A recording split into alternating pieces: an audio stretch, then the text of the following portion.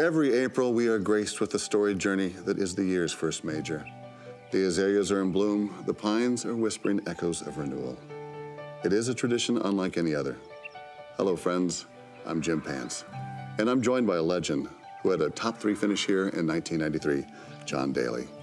John is on the first tee at the majestic Tee Olive.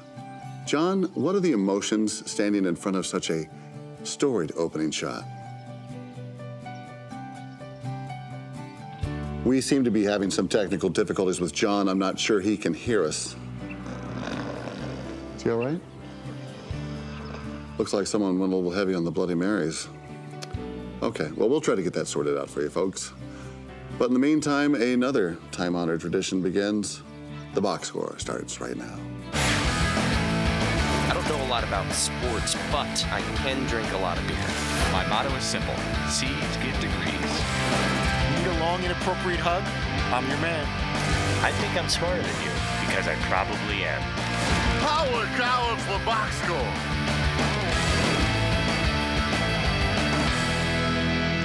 Hello, friends. Welcome to the box score. I'm Brock here in Los Angeles. The Danettes are back in Milford, Connecticut. John Daly having some small issues reporting there from Augusta. More with him later. All right, the Masters gets underway today in Augusta. McLovin, you won closest to the hole contest, and you also benched 200 pounds. Strength and accuracy, an awesome combination. Has that got your juices flowing to get out on the links?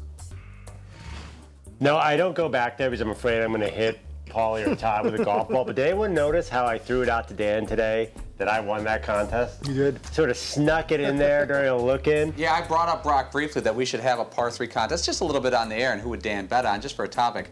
And I was wondering how long it would take for him to mention that he won the day before. You know, we've always talked, though, about going out as like a foursome and having like an actual golf tournament on a real course and everything. And we've been talking about that for like 3 or 4 years, and it's never happened. Never gonna. Fritzy, are you hoping that never happens? I was going to say that's probably because no one wants to play with me, and you really can't have a 3 against 1. I guess you can, but it could end up being a front row, back row thing. And McLovin has made it clear on a number of occasions he has no interest in me being a teammate of his, especially on the golf course. It would just be a total disaster. Isn't and I golf would typically an hold everybody individual up. event? Yeah, we never talking about Ryder Cup teams. We were talking about a 4-man tournament. You have no idea how this sport works, do you? Oh, it would be the 4 of us against another group? I thought it would be a 2. I thought we'd have a 2-on-2 kind of thing. Either way, Who's on Tiger Woods' team? Either way, it would be yeah, that's true. They couldn't match all 4, but either way, it's just I would hold everybody up, and it would take all day to just play like 3 holes, so it wouldn't matter. All right, well, don't hold us up. Let's move forward here to golf analyst David Feherty, who joined the show today, and the boss asked him if he could do his best Sean Connery while reporting from the tee. Adam Scott is on the tee. Yes. Let's go out to Sean Connery. Sean? Adam Scott here at the historic 12th. Trying to pick a club. It's going to take him all day, apparently. And no, looks like Fred Couples is going to go first. And that's fat. There's one thing I can't stand, it's fat. And the water.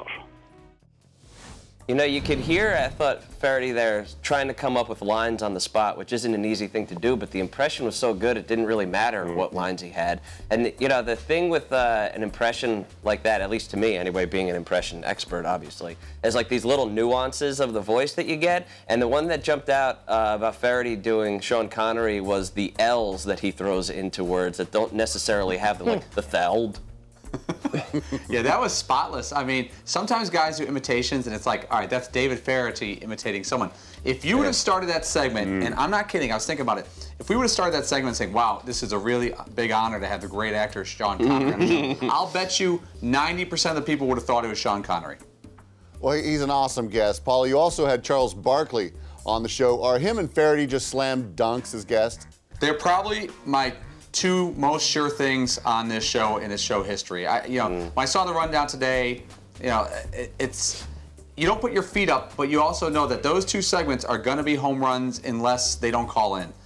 They're honest, they're funny, they're unpredictable, and that's all you could ask for. Okay, there were some foul tips, some singles, and some bigger hits today as you guys brought back a fan favorite, the Jim Nantz impersonation contest. Seton, what's the key to nail this? Well, there's two things. You have to have it well written. You have to throw in a lot of sneaky references there, which is becoming tougher now. And you also have to drop the voice down a little bit and really sort of explore your lower register there. Now, did the right people get the clubs today?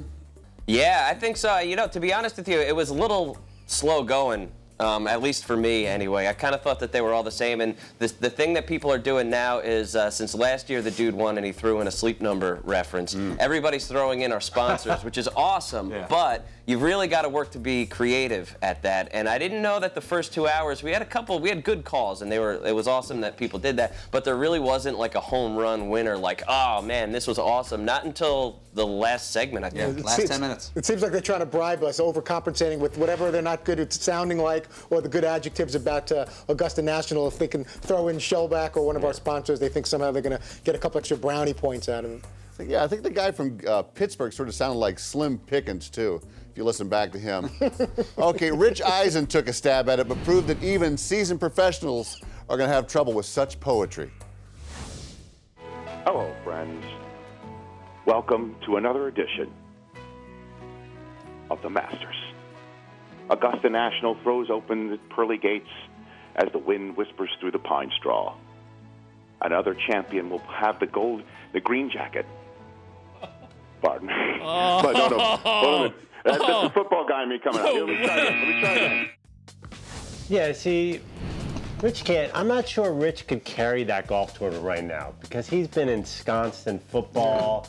I know he's a huge baseball guy. See, but I could be wrong. I'm sure Rich would be a good golf announcer, but you really got to focus. Like, Dan would kill it. Yeah, I think he's. One of the first things we said after he got off with us was that this is going to bother him. You know, if you think I'm sensitive, he likes to be perfect. He likes to compete with Dan, and because he referred to gold jack instead of green jack and had a couple other mistakes in there, that's going to destroy him for at least the next few hours. Yeah, if Fritzy's calling you sensitive, then you know you got a long year ahead. I love Rich as a golf announcer too because he can really he'll drop it down and he can really sort of slather on the smarminess, if you want, that I think all true great golf broadcasters have to have. And we mean smarmy as a compliment. Yeah, oh, absolutely. Well, as smarmy as it gets, let's go to you guys. We never get to hear your best gym dance. So Seton and Paulie, let's hear yours quickly before we go to break. And back row, we'll do yours later. Jeez, I've never tried it. From azaleas to A-gaps, from putts to pimento cheese. This is the Masters on CBS. That's it. That's all I got. For some reason, I only want to do mine as Bill Walton because I just think that he would absolutely kill it as he's talking about the azaleas and as I go down Sweet Sugar Magnolia Lane, do that whole bit. That whole bit. Oh, the pines are echoing renewal out there. Okay. Ripples through. Tiger Woods, no friend of the devil. Tiger Woods are 7 feet tall. Don't put the ball down there where a little guy can get to it. Coming up, it's Bombs Away for Fritzy as he goes back to back, and we'll ask the Danettes some big screen trivia. Keep it here.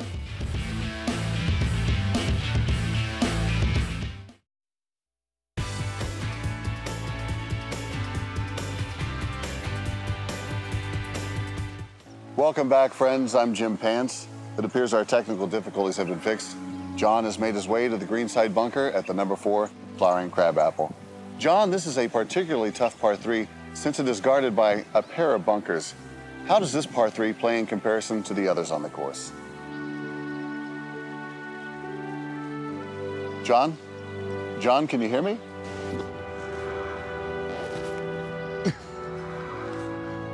Hey, has anyone seen the cart girl? Welcome back to the box score. Looks like John Daly is still having some problems. We'll get back with him later. Okay, speaking of disasters, Fritzy, you've been having some trouble with your one-liners lately. What do you attribute your recent dry spell to?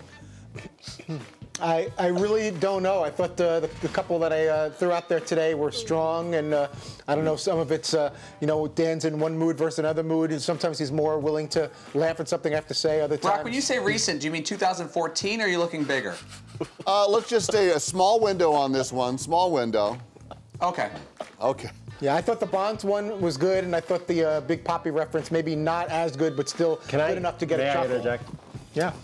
Honestly, I think your timing was way off. Dan was giving pretty dramatic, good op-ed, and you put the flaxseed oil one in the middle of a serious take. You know, it's tough about that. In all seriousness, sometimes you have a comic relief comment after Dan says something, and sometimes it works, and sometimes it doesn't. And you really don't know, because I've done it before, and I've completely whiffed.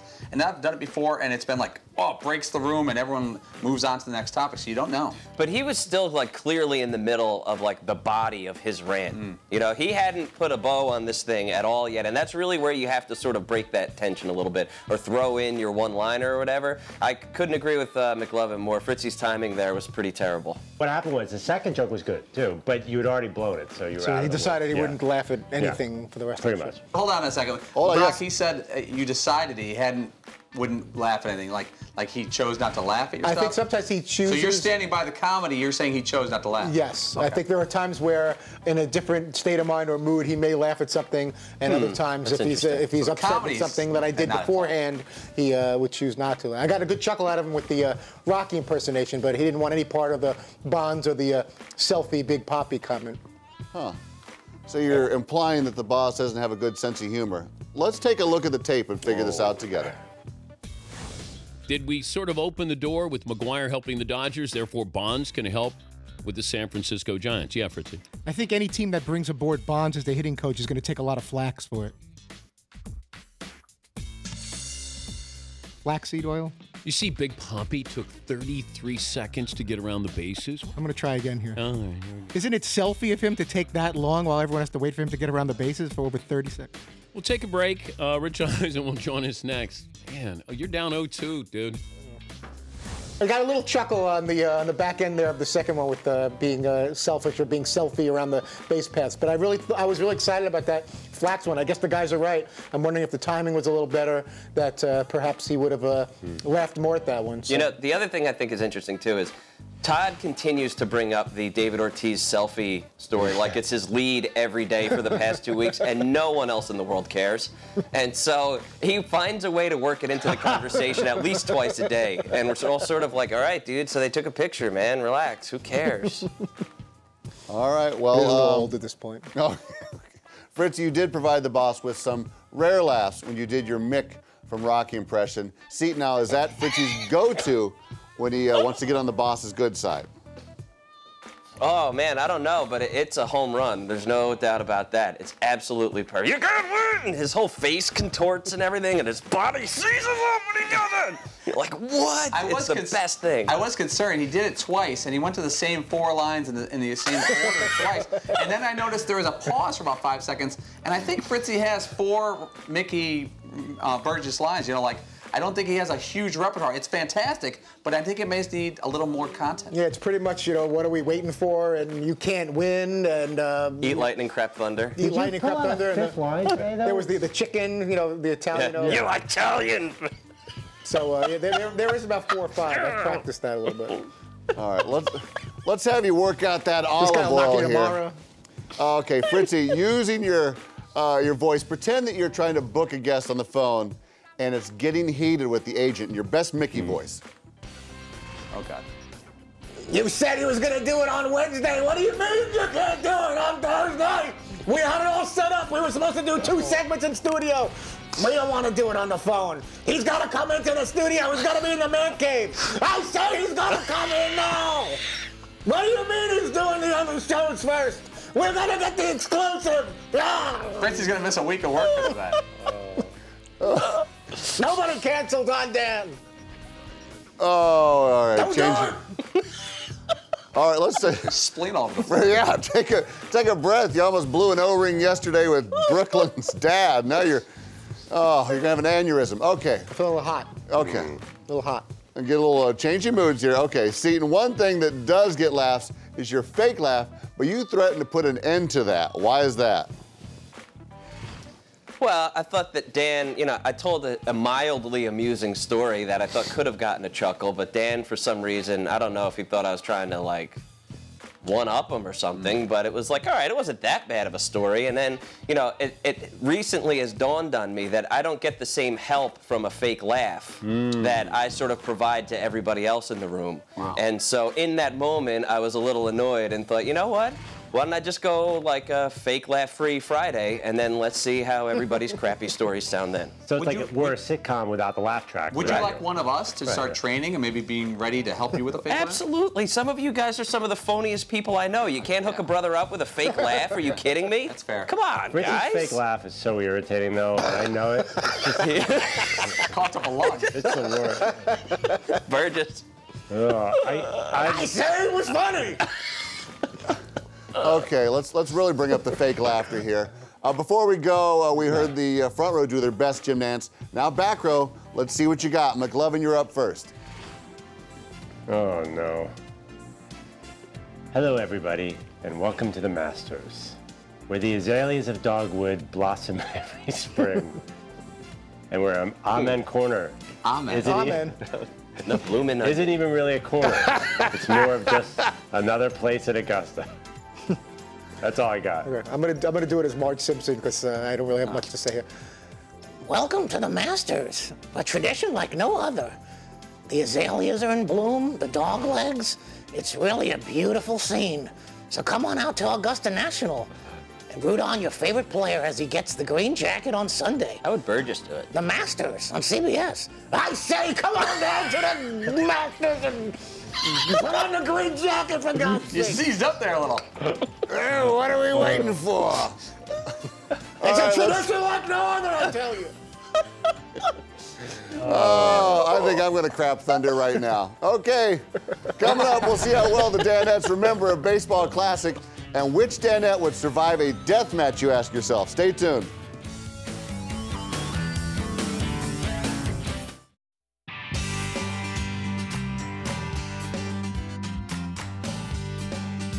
Charlie Sheen, Wild Thing.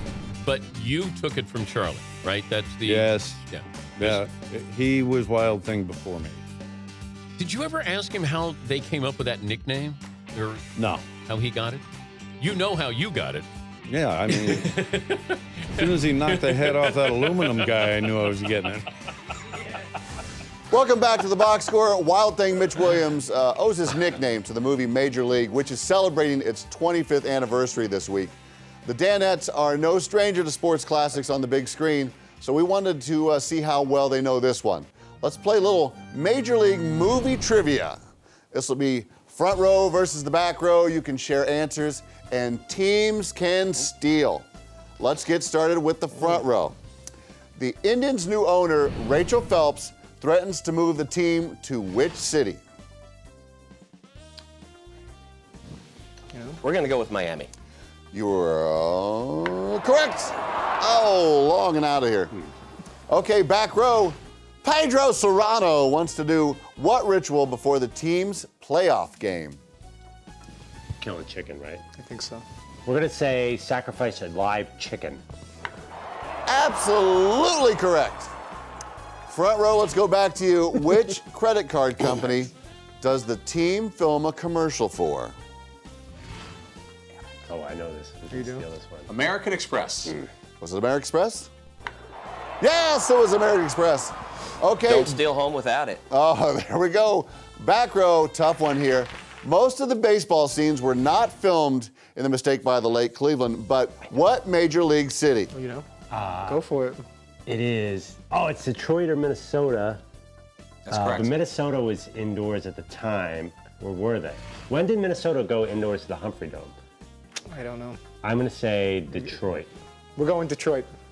Incorrect. Front row can steal here. Oh, I was going to say Milwaukee. Milwaukee. But I don't know. Milwaukee? Oh, shout out to Jake in Wisconsin. It was Milwaukee. Front row. All right, Got that. Which actor in the movie went on to play a role as President of the United States? I know. The actor's name is Dennis Haysbert. Correct. It's in the series 24. Okay, back row, Corbin Burnson, the very dreamy Corbin Burnson, who played Roger Dorn, was also well known for his role as a lawyer in this 80s drama series. This is your wheelhouse, Fritzy. It's got to be L.A. Law. That is correct. From the paralegal and the character's name? booker. 2 questions left. Front row, which war film did Charlie Sheen and Tom Berenger team up in 3 years before Major League? Platoon. Yeah. Oh. Platoon. Platoon is correct. All right, back row. Which brand of alcohol does Bob Uecker dab behind his ears while announcing a game in the booth? I'm picturing it now. Oh, Milwaukee. Yes, we asked the two sober guys this. I'll go with whatever you think. I can't picture it. Jim Beam or Jack Daniels? Go Jack Daniels. This is a guess, Jack Daniels. Jack Daniels is absolutely correct. Who lost? I don't know. Who lost? Nice. Oh, front row wins 5-3. All right. Oh, the rich keep on getting richer here. Okay, coming up, we'll see how Fritzy is handling losing an arm wrestling match to a senior citizen and which Danette would be left standing in an MMA brawl. More when we return.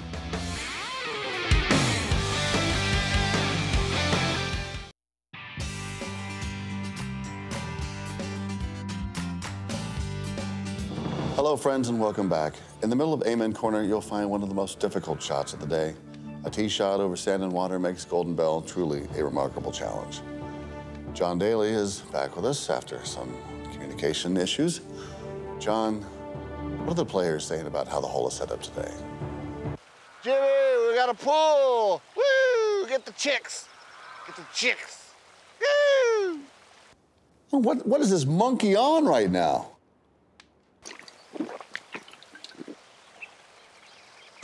I knew I should have taken Dan's offer to host the box score. Welcome back to the box score. Last call here at the box score bar. John Daly doesn't look like he's gonna be making the cut anytime soon. Okay, Fritzy, the boss not letting you forget about losing the arm wrestling match to Brooklyn Decker's dad yesterday. He also said your arms were useless. Have you increased your reps in the gym to make sure this doesn't happen again? I guess I'm going to have to. That was a little harsh, saying that they're useless. I don't think we have to be that negative. He took me down pretty good, Steve, Brooklyn Decker's dad, and he was toying with me. He could have ended it a lot sooner. But there's, the art of arm wrestling and, standing doing bicep curls are two totally different things. You can, admittedly, get big and get muscles. It doesn't necessarily mean you're you have a lot of strength or anything like that. It's just about getting your arms bigger. Well, speaking of hand-to-hand combat, Seton showed us some disturbing video today. Team MMA, it looks like a sanctioned bar fight. Fritz, you seem to have a real problem with this. Why is that? I'm uncomfortable with everything I saw there. There's just nothing right about that at all. I'm not a big UFC MMA guy. The way they just beat the crap out of each other, and that now a group effort of them all coming at each other like that. And I saw 2-3 guys pummeling one guy who was already laid out on the floor that looked like he was already done, and they're still punching him. That's the first time you've ever turned away from a group of people going at it on a TV screen. Bang! That's for another time. But what I was seeing there seemed very barbaric, and I don't think it's a street fight in a ring. I mean, it's like really sort of with refs. Gross.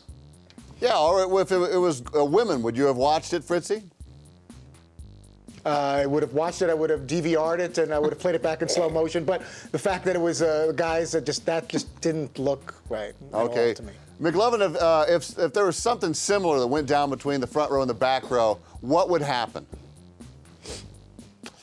Well, see, I don't know the answer to this because Fritzy is by far the biggest, strongest one here. But I don't have that. But I don't have that mean confrontational streak. If your life was, I guess so. If I was the way really it really pushed. is, if you handed Fritzy like a pastrami sandwich and it put him in the hospital because he can't eat a lot of things because of what's going on inside his body, but I think outside his body is pretty tough. Okay. I think that it really comes down to Paul and McLovin here, okay? Because Fritzy and I are going to be the first two out. And then, so it's really actually a battle of which one of us gets knocked out first. And ultimately, I think Paul would take McLovin. McLovin is sneaky, sort of big, sneaky strong. He's got a lot of like mass to his body. I've got 0. Fritzy does too, but in a different way. And Paulie, there's absolutely no way he's losing a fight. But how are you going to get Fritzy out? You can't knock him out. He's like George Foreman. I think Fritzy would drop. I just throw Fritzy's BlackBerry outside the ring. That would do it. A good punch in the stomach would probably put me down. So I think it'd be a good time. Maybe farts on you, then we have like that wrestler farts on other guy and makes him puke video, which is out there. Okay, well, we asked the boss the same question. Let's see what he said in this edition of Boss's Thoughts. Well, I go front row. Yeah, Paulie was a bouncer. Seaton is, you know, one of those Irishmen you're going to have to kill. Fritzy and McLovin. Fritzy couldn't beat Brooklyn Decker's dad in an arm wrestling contest.